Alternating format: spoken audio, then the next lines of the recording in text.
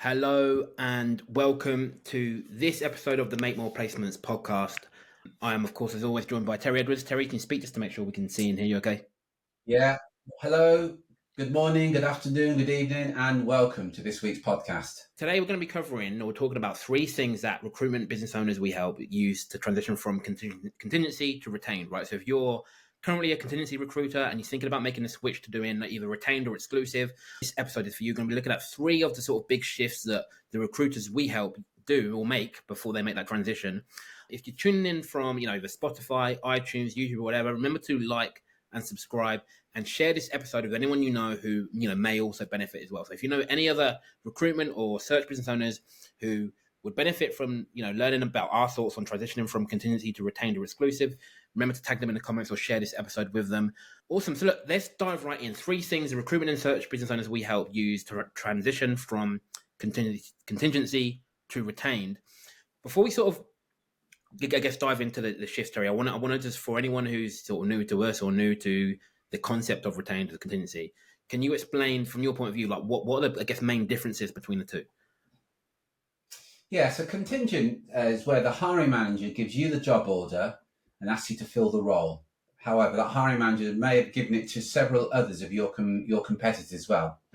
What that means from your point of view is that your chances of filling it are less than 50%. If they're giving it to, two other recruiters, so there's three of you working on it, your chances of filling it are less than 50%. The other disadvantage is that the hiring manager is giving it to you, but from the hiring manager's point of view, there's no risk, there's no engagement. If you fill it, great, he or she will pay you. If you don't fill it, obviously you don't get paid. So they've got no skin in the game. The average contingent recruiter will fill between 20 to 50% of the roles they're working on.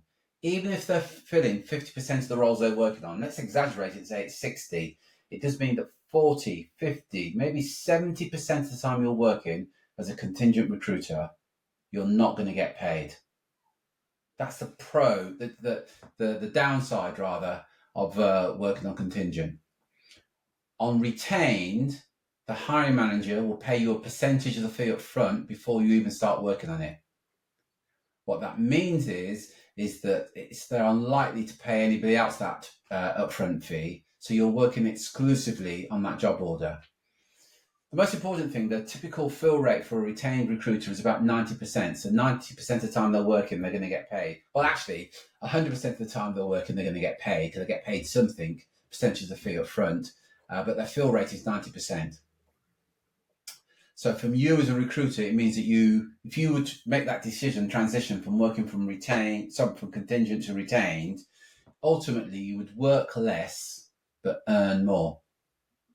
Is that a fair enough description, Drew, the difference between the two? 100%. Again, just for anyone who's new to us, like we know a lot of people like the contingency model. We're big fans of going down the exclusive or retained route for the reasons that Terry mentioned. So again, typically you get higher fill rates on retained or exclusive for the reasons Terry mentioned. Typically, because you've got higher fill rates, and if you're doing retained, you're getting paid up front, your cash flow is better as well, right? So if you're contingency right now, a lot of your cash flow struggles or cash flow headaches, should I say, would be solved if you went down the exclusive or retained route. Obviously, if you fill in more of the roles you're working on, you're going to get more cash into the business anyway. And obviously, in retained, you're getting paid up front, right? So you're going to get better cash flow.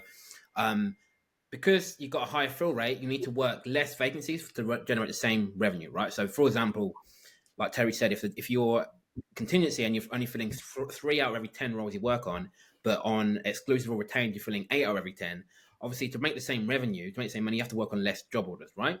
Clients who are prepared to work with you exclusively or work with you retained are, again, all things being equal, a better quality of client, right? They're more committed to you. They value you as a partner.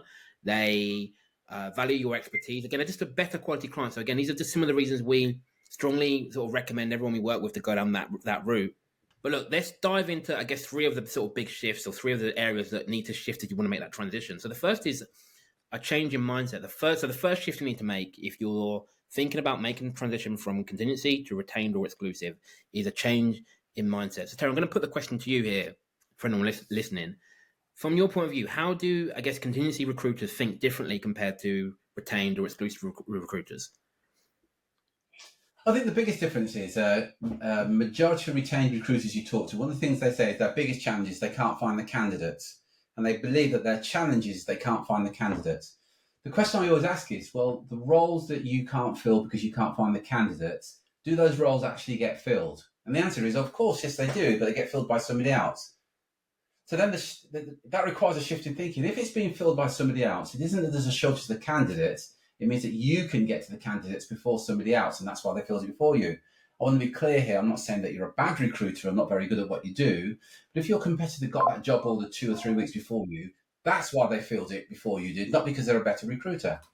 So your problem isn't that the fact that you need to find more candidates, because the candidates are there. If somebody else is finding them, they're clearly there. Your challenge is finding clients who will pay you or work with you exclusively. Your challenge is to finding hiring managers who value and respect you and what you do and won't treat you as a commodity. Because one of the problems with contingent recruiters, you're just another recruiter. You don't stand out from the crowd. Yeah, if you've got anybody that matches this role, this job spec, yeah, send them over and I'll take a look. There's no engagement at all whatsoever. I think you gave the example many years ago, Drew. You said, imagine that your child comes home from a night out and says, "Mum, Dad, I'm getting married," and you're delighted for them. You're really happy. You say, and then they say this, but hey, but listen, what's been agreed is they will marry me if I can pay for the wedding and get everything organised before the other partners they're talking to as well. Yeah. Because as a parent, you'd say, well, that's not a commitment. It probably isn't a good idea. And you'd say to the child, that's silly. And I would say to you, well, isn't that what you're doing when you're working on contingent? You'll get paid if you fill the role and the other guys don't fill it before you. But you could end up working, and most of the time you will end up working and not getting paid for it. Yeah, 100%. But it does take that shift in mindset where you go, actually, I'm worth more than this. I deserve to get paid for all the work that I do. I don't know about you, Drew, but I don't know any other industry where you have to work, do the job before you get paid. I don't know any other industry. No, I think it's definitely it's definitely rare that you see it that way. And I think even that aside, you don't have to do it in recruitment. I mean, there's recruiters out there right now in your market, in your sector, who are doing it the retained way, right? Who are getting paid up front for the same work you're doing, right? So I think regardless of what's happening in other industries, you don't have to do it in recruitment. I think it's a big point that I want to put across. Just to add to what you said, Terry, I think one of the big, I guess, shift or mindset shifts that I see with people making transition is that retained or exclusive recruiters, again, when we talk about retained or exclusive, right, we often talk about the benefits to you as a recruiter, right? But I think one of the shifts that you need to make, and one of the shifts that I think retained and exclusive recruiters have, is that they see it as best for the client. They know and understand that filling the role or working on the role, either retained where they got paid up front or exclusive where it's just them working on it, it puts the pressure on you subtly as a recruiter, which means you're going to give your best work, right? I think sometimes, and again, this maybe not applies to every contingent recruiter, but I spoke to many over the years, and one thing that's common is that, and it makes sense to do it this way, that when you're on contingency, if you get 10, Terry, imagine you're a recruiter right now, and you get 10 vacancies from various clients. You're going to look at those vacancies and you're going to give more time and attention to the ones that are easiest to fill, or the ones you think you can fill fastest, right? Because obviously that's where the money is, which means that the other, let's say three of them you give more time and attention on, the other 7, you sort of neglect that level. You don't give them your priority, you don't give them enough attention. Realistically, you're not really committed to filling the role, right? And I spoke to a recruiter just last week who, I think he'd had, over the last 3 months, he'd made 3 placements but worked on 8 vacancies. And he admitted that, the ones that I didn't fill, the 5 didn't fill, I probably didn't give them as much time and attention as the ones that I did fill, right? Because you have to prioritize. When you work exclusively or retained, like I said, you take on less job orders, right? You take on less vacancies in the first place. So you've got more time to give them all priority. But because you've been contractually committed to filling the role, you're going to give it more time and attention. So your best service typically is going to come when it's retained or exclusive. And I think, just to add to what you said, Terry, this is one of the reasons why people don't like going down that route. They don't want to be committed to filling a vacancy. But my sort of attitude is, my belief is, if you're not committed to giving your clients results, don't work with that client. If you're not committed to giving the very best to the client, don't work with that client, right? Again, another story, I spoke to a contingency recruiter, this is probably 2 or 3 years ago now, who his fill rate was on the high end, right? 50% fill rate, which is high, way above average. But he admitted that he gives each role a certain amount of time, and if he doesn't fill it in that period, he just drops them, right? Just, again, nothing. I'm not trying to criticize anybody. Not trying to say no, it's right or wrong. But I am trying to say that is that really committed to getting the best results for the client. Okay, so again, it's a mindset shift.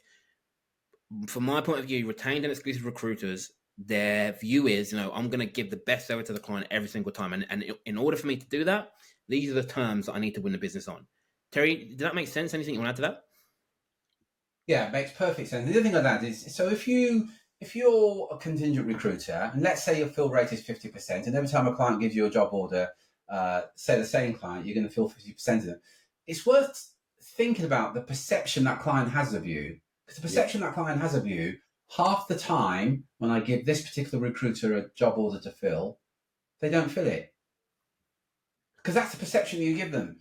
If you don't think you can fill it, in my opinion, you're better off walking away from it rather than saying, I can't fill it, but let me take it. Because the message you're sending to that hiring manager is, well, half the time we don't fill it. That's if you fill half of them. As you know, the industry norm, I think, is 35% of roles get filled. It means that 65% of the time you're working, you're not getting paid. Mm. From the hiring manager's point of view, 65% of the time when they give you a job order, you are not going to fill it. How does that serve you? No, yeah, 100%. And again, that sort of brings on to shift two, right? So shift one is a shift in mindset. Shift two is a shift in marketing and an approach to business development, right? So shift two is a change in the way you market and promote your business. And again, so one of the mistakes that I see when people try and make the transition is that they make the decision that I'm gonna stop doing contingency. I'm gonna now do exclusive or retain, but they market, promote, and do business development in the same way. Retained and exclusive recruiters, they approach business development completely differently. Right, the clients that you win on contingency are not the same as the clients you win on retained or exclusive. Terry, anything you want to add to that? Yeah, so I'll give you an example. A lot of contingent recruiters, they will. I call it ambulance chase. I don't think it's called that anymore. Where they see an organisation that's got an ad out for job order they want fill in. So the recruiter calls them saying, "I see that you're looking for an XYZ." If you get there too late, your chances of getting on retained are pretty slim, because if they're already they're already looking for that candidate, the client's looking for them, they're probably giving it to half a dozen of your competitors as well. But you're looking for, it's your marketing or marketing out to candidates. So some people say to me, I've got some great candidates, so I'm going to market out. But if you're going to market out MPCs, as they're called, most personal candidate, if you're going to market out the candidate, you'll position yourself as a contingent recruiter, because the Yeah, hiring manager is going to say, that candidate A looks really good, I'd like to see them. You've now got to backstep and say, yeah, we can do that. We want to do that on a retained basis. The hiring manager says, but you just offered me this candidate, saying you've got this candidate. But it's how you position yourself. You position yourself as a contingent recruiter by marking out candidates. So you're literally on the back foot straight away, trying to get that on a retained or exclusive basis. no, Does hundred that percent. make sense, Drew? Yeah, it makes perfect sense. And I think again, just to add to what you said, when you're trying to win a client on contingency, or when you're a contingency recruiter, you're looking for hiring managers or companies with open vacancies, right? That you can work on straight away. So your messaging is completely different. It's in basic terms, right? It's not word for word. Your basic messaging is, are you hiring? Are you hiring now? Again, with exclusive or retained, you don't want to really you want to win the client or approach the client before they've started the hiring process, right? Because you want to be Mm. first person they're speaking to. You don't want to be that you're speaking to a client or potential client and they're already working with two or three other recruiters, right? Because you can't get it exclusive then. You can't, and it's difficult to get it retained. Again, it can be done, but it's difficult. So really, the shift is one of the big mindset shifts is, look, I'm not looking for now buyers or what we call now buyers. I'm not looking for people who are buying now. I'm looking for and to build relationships with people that are buying in the future, which again changes your whole approach, your whole messaging, and who it is you reach out to. And I think if you think about if you're a contingency recruiter right now and you're doing the typical business development that a contingency recruiter does, a lot of the no's that you'll get, a lot of the rejection you'll get will be people saying, we're not hiring. No, we're not hiring now. We have no need for a recruiter. We've got an internal team working on it. Retained and exclusive recruiters don't get that same objection because they're not asking that question, right? We're not, if I'm a retained recruiter or an exclusive recruiter, and I'm speaking to Terry's a potential client. Terry says not hiring. That's great, Terry. I'm not actually interested in working on any open vacancies. What I want to do is build a relationship for the future and show how we can be of value to your organization. It's a completely different messaging and a completely different approach. And actually, when you do it that way, there's more opportunity. because you're not competing with everyone, every other contingency recruiter, and there's a more opportunity, and it's easier to win. Get the attention of the hiring manager to speak to. Terry, does that make sense? Makes perfect sense. Yeah, Awesome. perfect sense. Well, again, just to recap, shift number one is around mindset. Shift number two is around your approach to marketing and business development, and then third and final shift is to change the way you sell. So change the way you approach the sales conversation when you're speaking to hiring managers, right? So again, if you look at like you've got three aspects to your business, on a basic level. You've got delivery, which is how you deliver the service, right? So obviously it's going to be shifting the way you deliver the service because it's now exclusive or retained, right? We spoke about it already. There's a shift in terms of business development, but if you look at the marketing, if you look at the job of marketing and business development to book you sales meetings, right? Marketing and sales.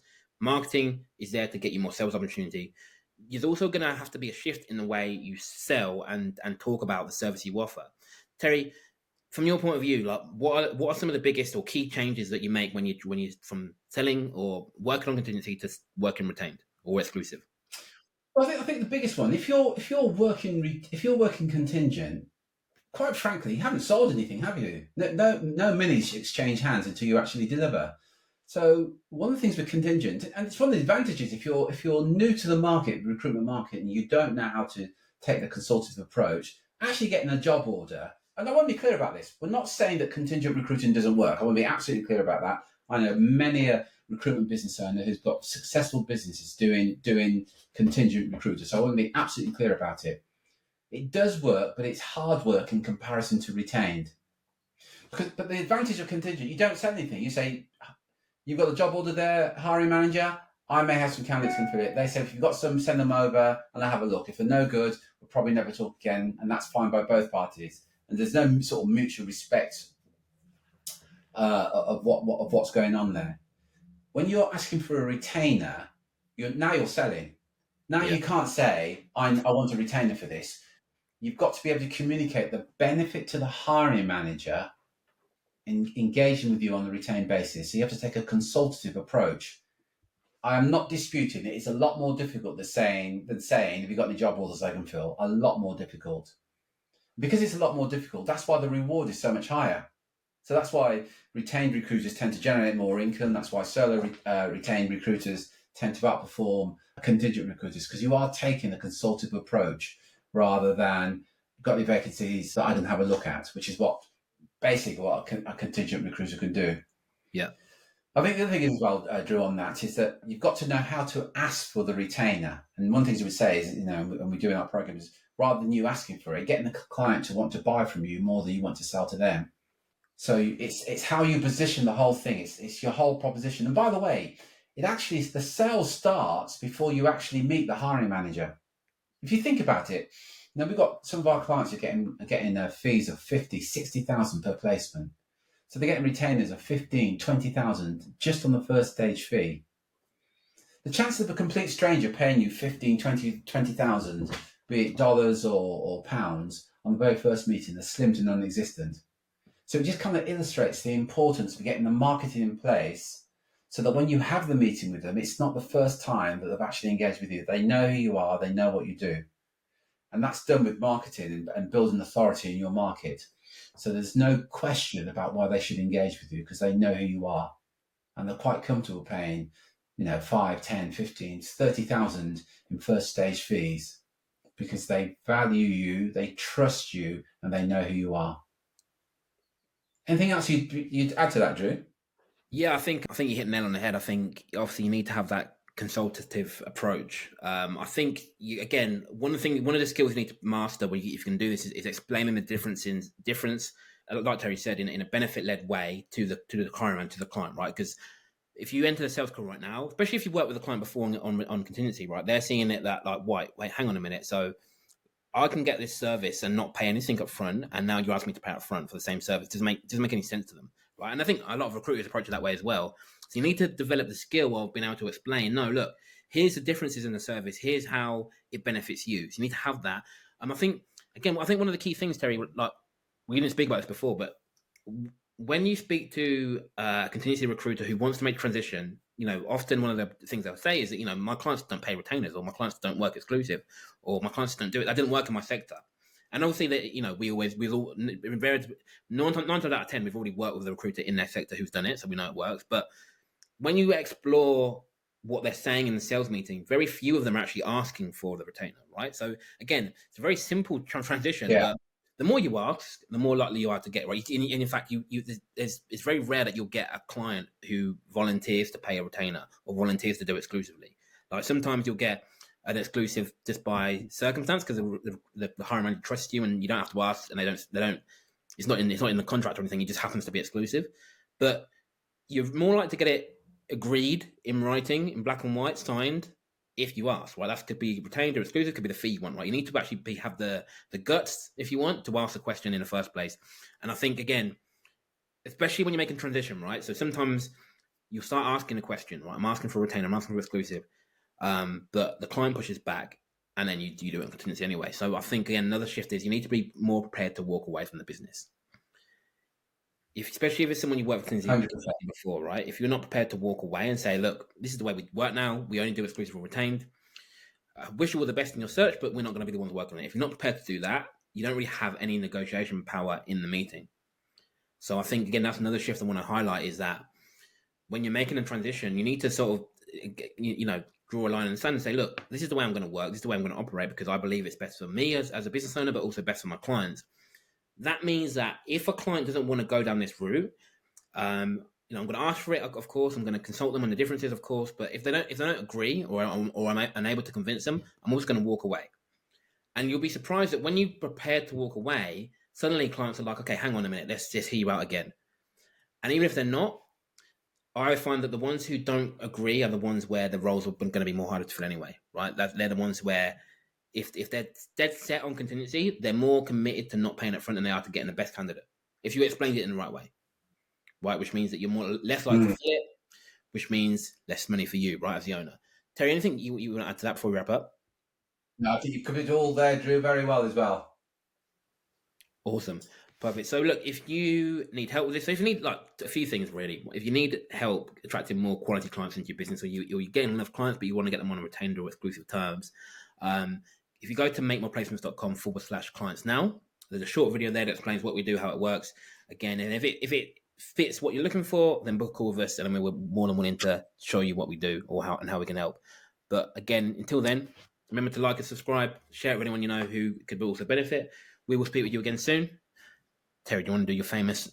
Yes, I do. So until next time, take care, take action, be relentless. Cheers, folks. Thanks, Drew.